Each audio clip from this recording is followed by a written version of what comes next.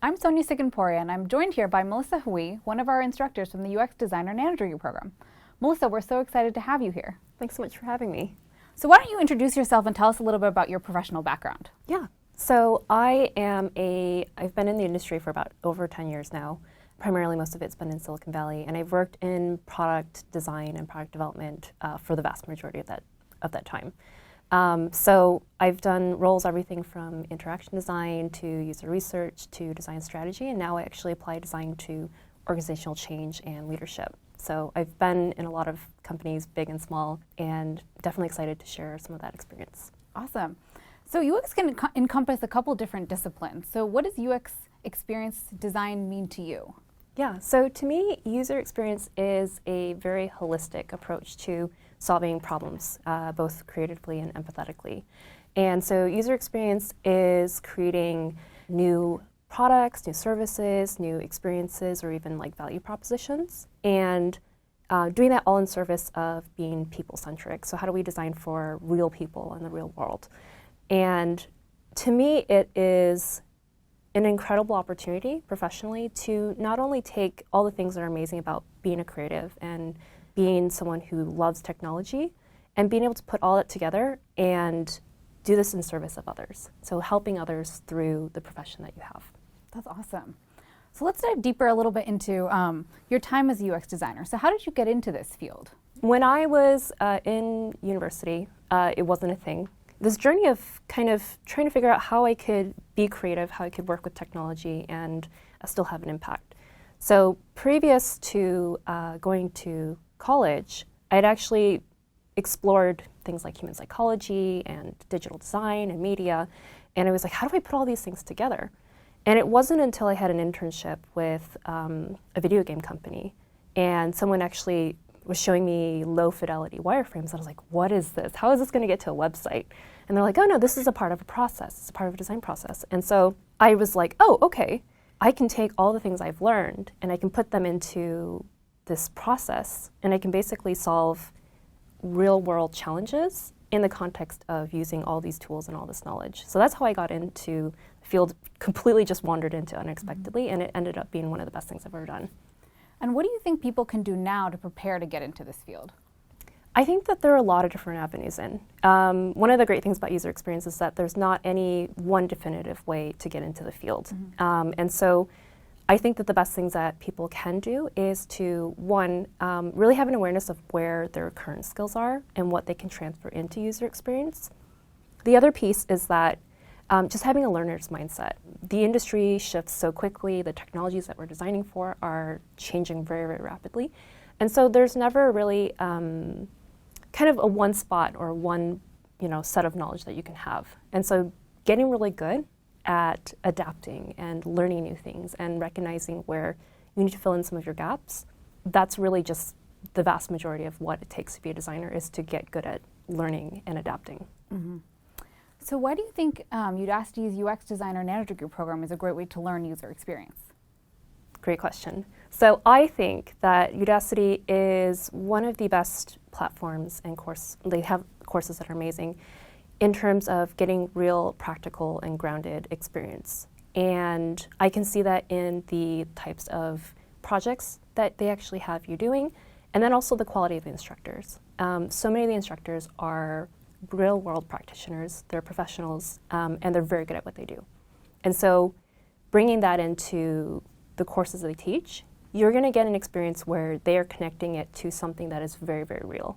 It's not theoretical, it's not, sort of like pie in the sky sort of experiences.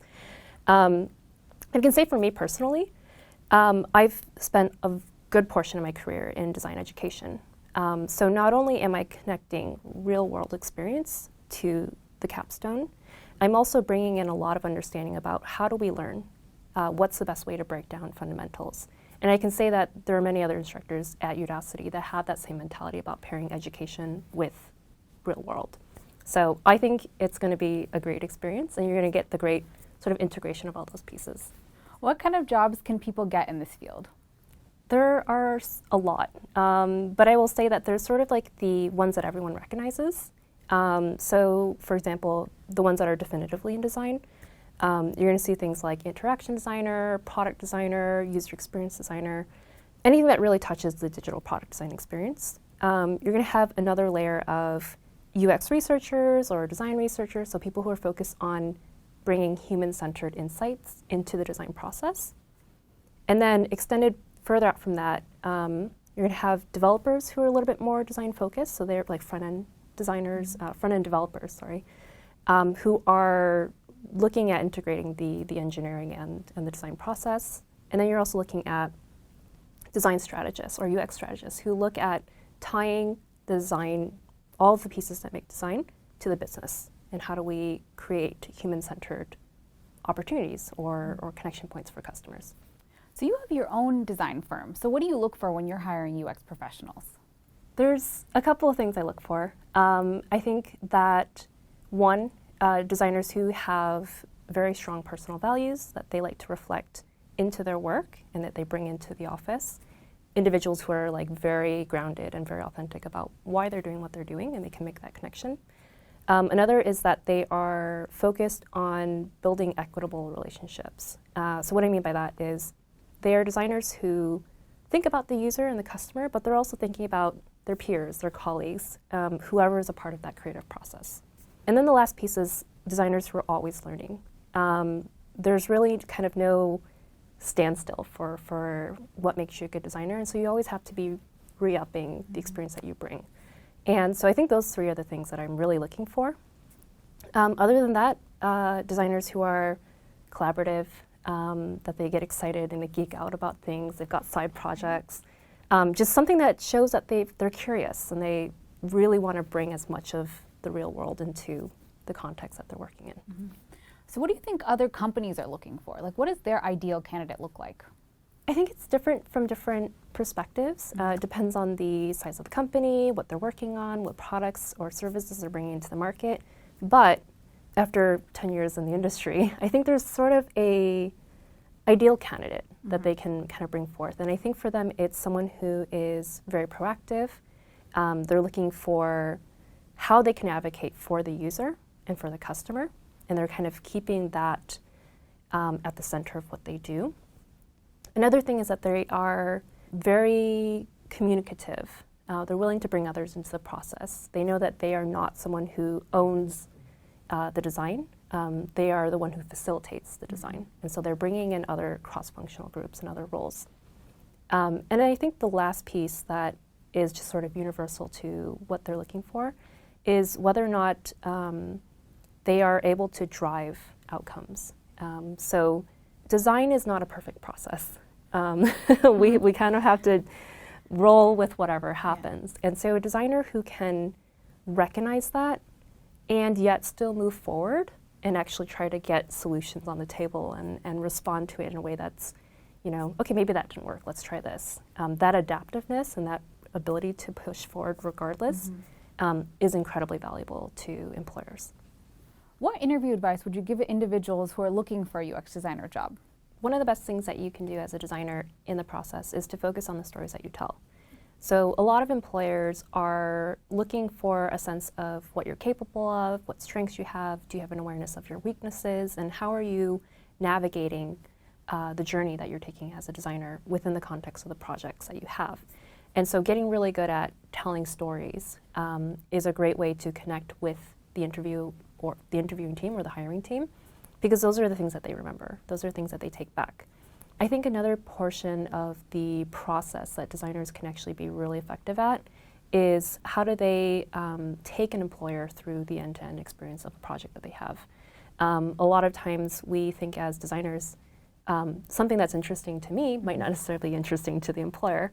And so getting really good at being concise and being really good about aligning it to their business and aligning to what's interesting to them is going to help a designer really make that impact and make that impression that will get them the opportunity.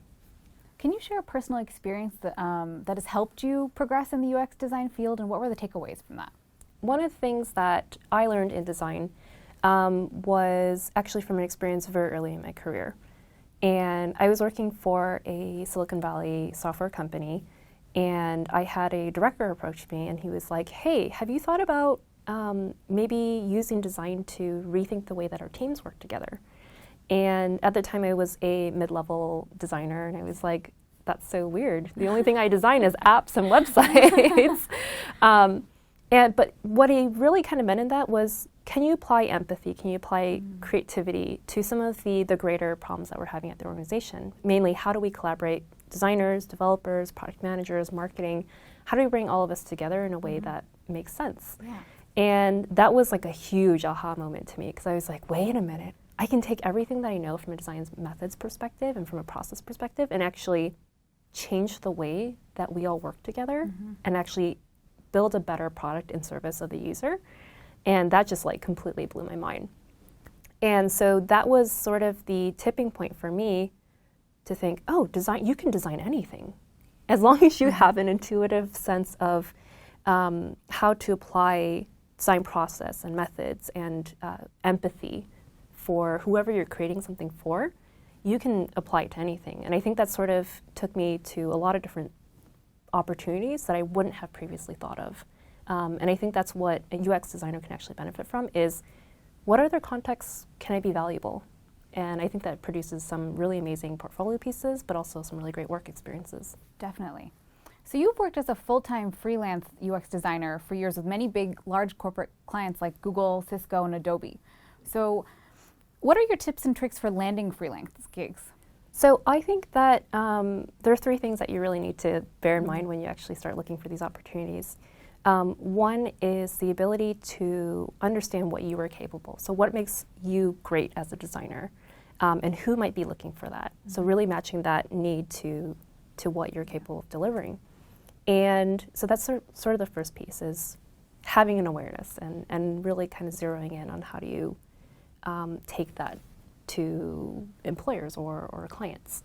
The second piece is around knowing your own limits, but also being really honest with clients. So I think a lot of clients are looking for someone who can read into the nuance of, can you do this type of work? And if so, what does the solution look like?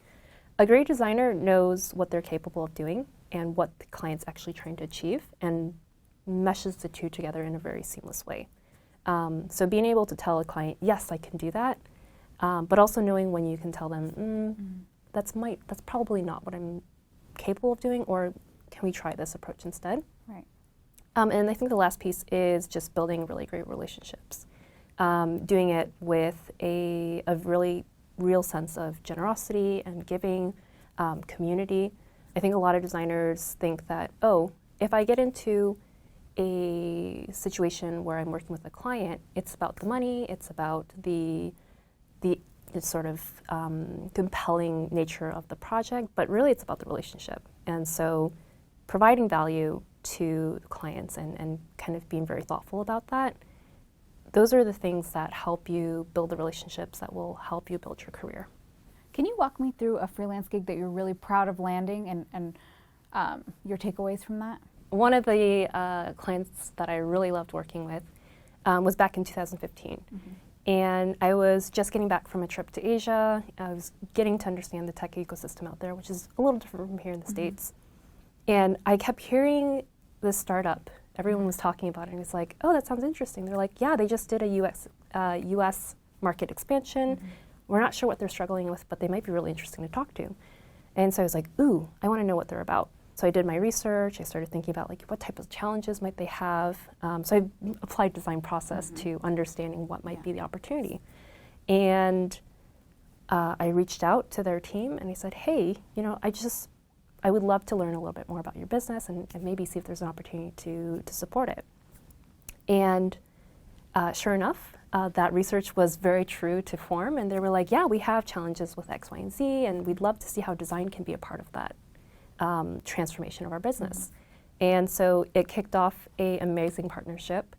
It fundamentally changed the way that they ran their business here in the US, which was so different from the way that their Asian teams ran. Right. And they're like, wow, we totally get it. We get why design is so important. And it ultimately, they had a really strong customer base, but after the shift, when they applied design into how they actually engage with their customers noticed. And they're like, wow, you totally get us. We're super excited. And so they took a customer base, and it became like kind of the super fan base. Yeah. And so really, like for me, that was so exciting to see because I was like, oh, that's real impact, that's real value. Mm-hmm. How do you network in the UX design field and grow your portfolio of clients? There's a lot of different ways that you can do that. I think in UX, there's an amazing offline and online community. So there's meetup groups, there's conferences, there's events where you can just kind of gather with your people. And then there's the online community. Design Twitter is a thing. So there's a lot of designers who are on Twitter. They're very supportive of each other. They love talking and debating about design. So there's a lot of great online spaces to be. In terms of finding clients, I actually think that designers should network with non-designers because oftentimes non-designers are in a space where they don't know that design can be a solution or a way of thinking about solutions, and engaging them in that process can actually be really insightful for both the designer and for the team that they're supporting. So I think that connecting with adjacent communities or communities that are different from yourself, that's where you can actually find a lot of client opportunity. What's your advice for landing retainer clients and repeat business? So repeat business and retainer clients, I think, are clients that want to stick with you because they know what value you deliver, how you do your work, and there's a real sense of trust. So for me, in order to build those types of relationships, it starts with being on their side and being really clear about how you can create value for them. And so showing up consistently, being a strategic thought partner to them, being an advisor, looking out for the things that they might not be aware of, but that you as a designer actually can see.